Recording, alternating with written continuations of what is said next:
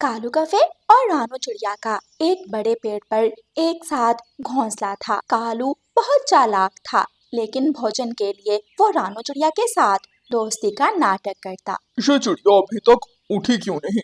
अगर ये भोजन लेने नहीं जाएगी तो आज मुझे भूखा रहना पड़ेगा। कालू कौवा जोर से छींक मारता है। चिड़िया उठकर बैठ जाती है। ओहो, इतना समय गुजर गया, आज तो मेरी आँख ही नहीं खुली। कालू भैया चले भोजन लेने चले। लेकिन कालू कौवा तो घोंसले में सोने का नाटक कर रहा था। लगता है आज कालू भैया की भी आँख नहीं खुली। मैं जाकर अपना और कालू भैया का भोजन ले आती हूँ। रानू चिड़िया भोजन खोजने नदी की तरफ जाती है। उसे वहाँ तोता मिलता है। रानू बहन, आज फिर आप जरूर उस कालू के लिए भोजन खोजने आई होंगी। तोते भैया, आज मेरी भी आंख देर से खुली और कालू तो अभी तक सोया हुआ था। कोई सोया हुआ नहीं होगा, वो नाटक करता है। बस भोजन खाने को तुम्हारे साथ है वो काला कौवा।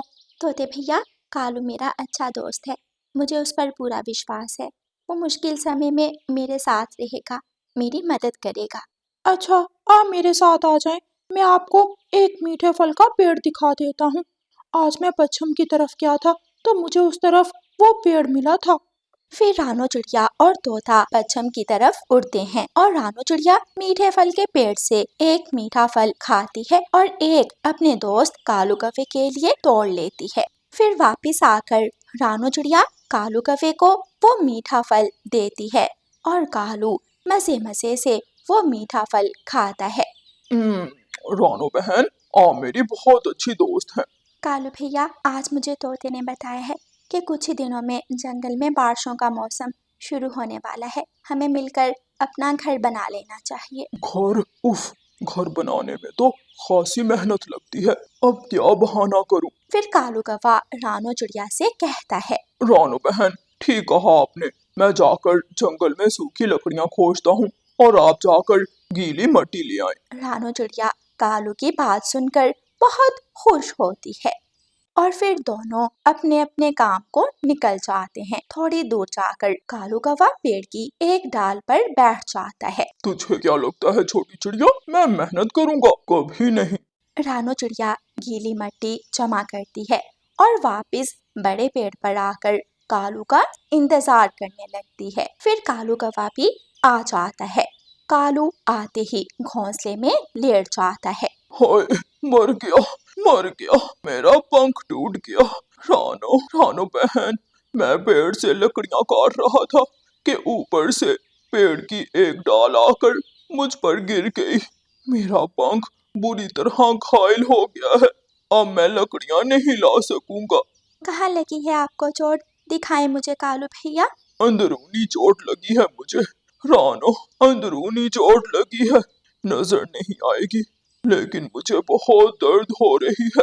अच्छा, आप आराम करें, लगता है लकड़ियां भी मुझे ही लानी पड़ेंगी।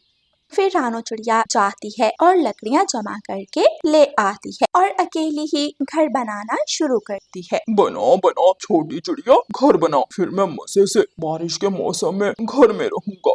शाम हो गई थी। रानू चिड़िया भी अब काम कर करके थक गई थी। रानू चिड़िया नदी पर पानी पीने जाती है। वहाँ रानू चिड़िया को कबूतर मिलता है। रानू बहन, बहुत थकी हुई लग रही हैं आप। जी कबूतर भैया, मैं और कालू अपने लिए घर बना रहे हैं। बारिशों का मौसम शुरू होने वाला है ना, इसलिए। क्या कालू भी मेहनत कर रहा है? ये तो कमाल हो गया रानू बहन। अरे नहीं कबूतर भैया, कालू भैया का तो पंख घायल हो गया है, इसलिए मैं ही बना रही हूँ घर। ये भी उसका कोई नया नाटक होगा।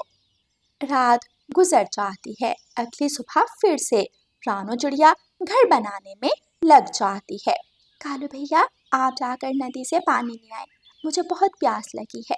ये सुनते ही कालू अपनी आंखें बंद कर लेता है और मुंह दूसरी तरफ कर लेता है। लगता है कालू भैया सोए हुए हैं। कुछ और समय गुजरता है। रानू चिड़िया कालू के पास जाती है। कालू भैया उठें उठें। कालू भैया, मैं बहुत थक गई हूँ काम कर करके, आपने कुछ भी नहीं किया, आप जाकर भोजन खोज लाएं। रानो, मेरा पंख घायल है, भला मैं कैसे ला सकता हूँ भोजन? मुझसे तो उड़ा भी नहीं जा रहा। तुम जाओ, जाकर मेरे लिए और अपने लिए भोजन खोज लाओ, फिर आकर बाकी का काम करना। रानो चिड़िया को ये सुनकर बहुत गुस्सा आता है और भोजन खोजने चली जाती है। सब मुझे कहते हैं कि ये कौवा बहुत तेज है और आलसी भी लगता है। सब पक्षी सच ही कहते हैं। नहीं नहीं, हो सकता है कालू भैया के पंख में सच में बहुत दर्द हो। मुझे अपने दोस्त पर शक नहीं करना चाहिए। रानो चिड़िया खुद भी दाना खाती है और कालू के लिए भी दाना लेकर वापस उड़ती है। कालू के पास उसका दोस्त भूरा कौवा आया हुआ था। कालू यार, क्या इंतजाम है बारिशों के मौसम का? कहाँ गुजारना है सावन का मौसम? मुझे सावन की कोई चिंता नहीं है। एक बेवकूफ चिड़िया मेरी दोस्त है। वो देखो, सामने पेड़ पर वो घर बना रही है अपने और मेरे लिए। मैं तो सारा दिन आराम करता हूँ और वो घर का काम कर रही है और अब भोजन भी खोजने गई है। वाह कालू, तेरे तो मजे हैं। पेड़ के पीछे रानो चिड़िया भूरे कौवे और कालू कौवे की सारी बातें सुन लेती है। काले कौवे, काले दिल वाले मोटे कौवे, तुझे तो मैं छोड़ूंगी नहीं। अब तुम देखना मैं क्या करती हूँ तुम्हारे साथ। फिर कुछ दिन गुजरते हैं। रानो चिड़िया घर बनाकर तैयार कर लेती है। अब ये मोटी चिड़िया मेरे पास आएगी और मुझसे कहेगी कि चलें कालू भैया, घर के अंदर चलें। कालू कौवा ऐसा सोचकर मन ही मन में खुश हो रहा था, लेकिन रानो चिड़िया घर के अंदर जाकर दरवाजा बंद कर लेती है। कालू मुंह ही देखता रह जाता है। तभी बादल गरजते हैं और तेज बारिश शुरू हो जाती है। रानो बहन, दरवाजा खोलो। मैं अपना घायल पंख लेकर ज्यादा समय बारिश में भीग नहीं सकता। काले कौवे, तेरी सारी असलियत मेरे सामने आ गई है। दोस्ती का नाटक करते हो, तुम्हारी यही सजा है, बारिश में भीगो। कालू हैरान रह जाता है। नहीं नहीं रानो, तुम तो बहुत अच्छे दिल की हो। ऐसा मत करो मेरे साथ, मुझे अंदर आने दो। लेकिन अंदर से कोई आवाज नहीं आती और कालू कौवा घर के दरवाजे पर खड़ा रोने लगता है। फिर वो जाकर पेड़ की डाल पर बैठ जाता है। चिड़िया कितनी अच्छी थी, मुझे भोजन ला कर देती थी, मेरा इतना ख्याल रखती थी। काश मैंने भी सच्चे दिल से दोस्ती की होती। कालू कौवा रोने लगता है और अपने किए पर पछताता है, मगर अब कोई फायदा नहीं था। प्यारे दोस्तों, इस कहानी को लाइक, अपने दोस्तों के साथ शेयर और चैनल को सब्सक्राइब करना बिल्कुल मत भूलना। आपका धन्यवाद। मीना की बेटी चुटकी जवान हो गई थी और मीना की बहन पारो तो बचपन से ही मीना से कहती आई थी कि पारो अपने बेटे के लिए मीना की बेटी चुटकी का रिश्ता लेगी। मीना, चुटकी बेटी जवान हो गई है और मेरा बेटा भी पढ़ लिख कर अच्छी नौकरी पर लग गया है। जी पारो बहन, मैं आपकी बात समझती हूँ। मैं बस एक बार अपनी बेटी से पूछ लूँ। फिर दोनों बहनें ढेर सारी बातें करती हैं और पारो चाय पीकर अपने घर चली जाती है। चुटकी और गुड़िया नदी किनारे बैठी बातें कर रही थी। चुटकी दोस्त, समय कितने जल्दी गुजर गया है। पहले जब हम नदी पर आती थी तो स्कूल का बैग भी होता था, लेकिन अब तो हम बड़े हो गए हैं। हाँ गुड़िया दोस्त, समय बहुत जल्दी गुजर जाता है। चुटकी शाम को जब घर जाती है तो उसकी मम्मा चुटकी से रिश्ते के बारे में बात करती है।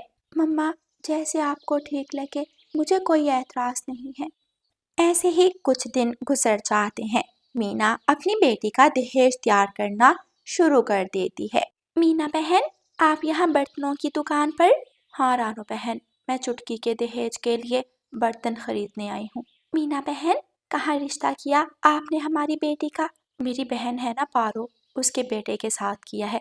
पारो बहुत प्यार करती है चुटकी से, इसलिए मुझे चिंता नहीं है। मुझे पूरा विश्वास है कि मेरी बेटी पारो के घर बहुत खुश रहेगी। मीना बहन, आपको मेरी या फिर जंगल के किसी भी पक्षी की मदद की ज़रूरत हो तो ज़रूर बताइएगा, हम सब आपके साथ हैं। जी ज़रूर रानो बहन, मैं ज़रूर बताऊंगी। फिर रानो चिड़िया और मीना दोनों मिलकर चुटकी के लिए एक अच्छा सा डिनर सेट पसंद करती हैं। चले रानो बहन, गैस वाला चूल्हा भी ले लेते हैं। पिछली तरफ ब्लॉक 12 में दुकान है। जी मीना बहन। ऐसे रानो चिड़िया और मीना मिलकर चुटकी के लिए काफी सारा सामान ले लेती हैं। सामान से भरी गाड़ी जंगल से गुजरती है।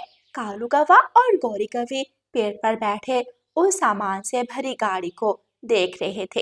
कालू जी, वो इतना सारा सामान किसका है?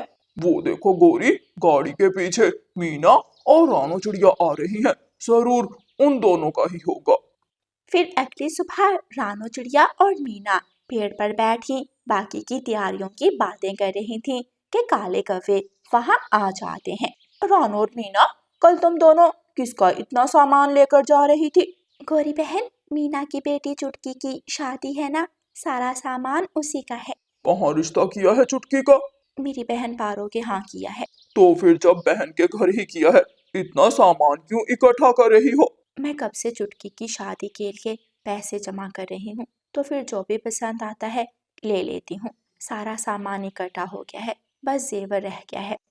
अगली दोपहर सब पक्षी पेड़ पर बैठे बातें कर रहे थे कि वहां मीना अपनी बेटी के गहने लेकर आती है और डिब्बे खोलकर पक्षियों के सामने रख देती है। देखो पक्षियों, ये सेट 8 तोले का है, ये वाला 4 तोले का और ये मोतियों वाला 5 तोले का है। वो सब तो ठीक है मीना बहन, लेकिन आप इस तरह गहने लेकर घर से बाहर क्यों आ गई? हमें क्या पता किस पक्षी के मन में क्या चल रहा है। रानो, ये सब तो हमारे जंगल के पक्षी हैं, मुझे भला किसी से क्या खतरा होगा। वैसे ये एक सेट कितने का होगा मीना बहन? रहने दो गौरी बहन, आपके पति कालू कोई काम काज तो करते नहीं है, ये गहने लेने की औकात नहीं है आपकी। मीना हंसते हुए अपने गहने उठाती है और वहां से चली जाती है। 3 गहनों के डिब्बे क्या ले लिए? इस मीना में ज्यादा ही घुमंड आ गया है। गौरी बहन, मीना ने मजाक किया होगा, आप उसकी वजह से अपना मूड खराब ना करें। सब पक्षी वहां से चले जाते हैं, लेकिन गौरी को मीना की बात पर बहुत गुस्सा आया था। रात हो जाती है, सब पक्षी अपने अपने घरों में सोए हुए थे, लेकिन गौरी और कालू मुंह पर कपड़ा बांधे मीना के घर पहुंच जाते हैं और सारा जेवर चुरा लेते हैं। सुबह हो जाती है। चुटकी बेटी, जेवर कहाँ है? मम्मा, आपने रात सोने से पहले यहीं तो रखा था, लेकिन अब नहीं मिल रहा। मीना तो रोने लग जाती है। मीना बारी बारी जंगल के सभी पक्षियों के पास जाती है। फिर थक हार कर मीना एक पेड़ के नीचे बैठ जाती है। कल रानो बहन ठीक कह रही थी, मुझे जेवर लेकर यूं घर से निकलना नहीं चाहिए था। मीना ऐसा सोच ही रही थी कि वहां रानो चिड़िया भी आ जाती है। मीना बहन, मुझे कुछ पता नहीं चला, मैं फाख्ता, बुलबुल और उल्लू सबके घरों से पूछ आई हूँ, ना जाने किसने ये किया होगा। रानो बहन, कल चुटकी की बारात आ जाएगी, मैं क्या कहूँगी उनसे? मुझे तो कुछ समझ में नहीं आ रहा। हम मिलकर लड़के वालों से बात करेंगे, कुछ ना कुछ हल तो जरूर मिल जाएगा। सुबह हो जाती है, मंडप सज जाता है, जंगल के सभी पक्षी जमा हो जाते हैं, सब कुछ तैयार था, बारात भी आ जाती है, लेकिन मीना बहुत परेशान थी। मीना, क्या बात है, चुटकी ने गहने क्यों नहीं पहने? तुमने परसों वीडियो कॉल पर सारे गहने दिखाए थे। बस पारो बहन, क्या बताऊं, किसी ने सारे गहने चोरी कर लिए हैं, बहुत महंगे थे, न जाने कौन ले गया। बहुत लापरवाह हो तुम मीना, मैं भी घुमंड में आ गई थी और बहुत ऊंची ऊंची बातें करने लगी थी, जरूर ऊपर वाले ने मुझे सजा दी है। मीना की बात सुनकर गौरी कभी वहां आती है।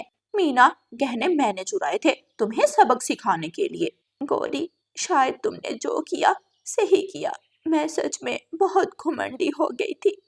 फिर गौरी कभी घर से गहने ले आती है और खुशी खुशी मीना की बेटी की शादी पारो के बेटे के साथ हो जाती है। लेकिन अब पारो के बेटे का जूता नहीं मिल रहा था। अब मेरे बेटे का जूता किसने छुपा लिया? हमने छुपाया है। दुल्हे भाई, जूते ले लो, लेकिन पहले पैसे दे दो। गुड़िया बेटी, बुरी बात, दूल्हे भैया के जूते वापस करो। नहीं रानो, ये तो एक रस्म है, बच्चों को करने दो ये रस्म। फिर चुटकी का दुल्हा गुड़िया को जूते छुपाई के पैसे देता है और गुड़िया दूल्हे भैया को जूते ला देती है। ऐसे कुछ गम में कुछ खुशी में सब पक्षी मिलकर चुटकी को विदा कर देते हैं। बेटियों को विदा करना बहुत मुश्किल है रानो बहन। सच में मीना कब छोटी से इतनी बड़ी हो जाती है, बेटियों का कुछ पता ही नहीं चलता। सबकी आंखों में आंसू थे और गुड़िया अपनी मम्मा के गले लग जाती है। मम्मा, आप मेरी शादी इसी जंगल में करना, मुझे आपके पास ही रहना है। तुम्हें बहुत जल्दी है शादी की, इधर आओ, तुम्हें तो मैं बताती हूँ। फिर रानो चिड़िया अपनी बेटी को गले से लगा लेती है। प्यारे दोस्तों, इस कहानी को लाइक, अपने दोस्तों के साथ शेयर और चैनल को सब्सक्राइब करना बिल्कुल मत भूलना। आपका धन्यवाद।